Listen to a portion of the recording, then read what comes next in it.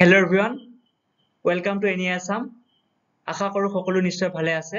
আজিৰ ভিডিঅ'টোত মুখ্যমন্ত্ৰী ডাঙৰীয়াই আজি 1 অক্টোবৰ তাৰিখে ৰাজ্যৰ আঁচনিসমূহৰ ওপৰত কি ক'লে সেই বিষয়ে আমি আজিৰ ভিডিঅ'টোত আলোচনা কৰিম। যে মহিলাসকলে কেতিয়া তেওঁ আঁচনিসমূহৰ ধন লাভ কৰিবলৈ সক্ষম হ'ব। যে বহুতো মহিলাই ভাবি আছে যে আমি এপ্লাই কৰা আঁচনিসমূহৰ ধন কেতিয়া লাভ কৰিম।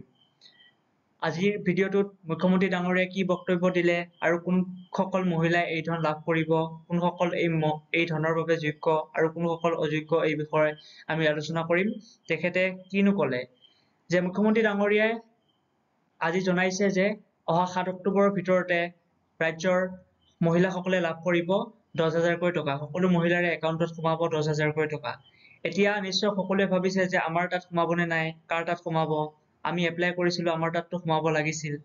গতিকে মুখ্যমন্ত্ৰী ডাঙৰীয়াই এটা কথা কৈছে যে যিসকল মহিলাই মুখ্যমন্ত্ৰী ডাঙৰীয়াই দিয়া আঁচনিসমূহৰ যি ক্ৰাইটেৰিয়া আছিল, অৰ্থাৎ গছপুলি ৰোপণ, অনলাইন এপ্লাই, ইয়াৰ লগতে তেওঁলোকে যি ক্ৰাইটেৰিয়া আছিল যিসকলে সম্পূৰ্ণ কৰিছে তেওঁলোকৰ নিশ্চয় এই ধনৰ কিস্তি লাভ কৰিবলৈ সক্ষম হ'ব।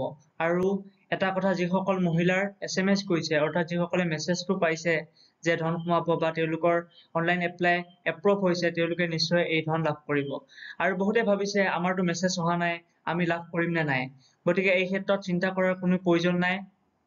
যিসকল মহিলাই অহা 7 অক্টোবৰৰ ভিতৰত ধনসমূহ লাভ নকৰে, তেওঁলোকে পুনৰ তেওঁলোকৰ যি প্ৰফাইল আছিলে সেই প্ৰফাইল আপডেট কৰি তেওঁলোকে আকৌ পুনৰ এপ্লাই কৰি তেওঁলোকে নিজৰ ধনসমূহ লাভ কৰিব পাৰে। গতিকে আজিৰ এই ভিডিঅ'টোত মুখ্যমন্ত্ৰী ডাঙৰীয়াই কি ক'লে, আপোনালোকৰ আগন্তুক কি আঁচনি আহিব আৰু এই অমৃত বৃক্ষ আন্দোলনৰ লগত জড়িত যি আঁচনি আছিল সেই আঁচনিৰ ধন কোনে কোনে লাভ কৰিব, কোনে কোনে নকৰে, এই সম্পৰ্কত আজি ভিডিঅ'টোত আলোচনা কৰিছিলো। যিসকল ব্যক্তিয়ে ভাবি আছে নাপাম বুলি, তেওঁলোকৰ ভয় খোৱাৰ কোনো প্ৰয়োজন নাই আৰু নিশ্চয় সকলো মহিলাই এই ধন লাভ কৰিবলৈ সক্ষম হ'ব।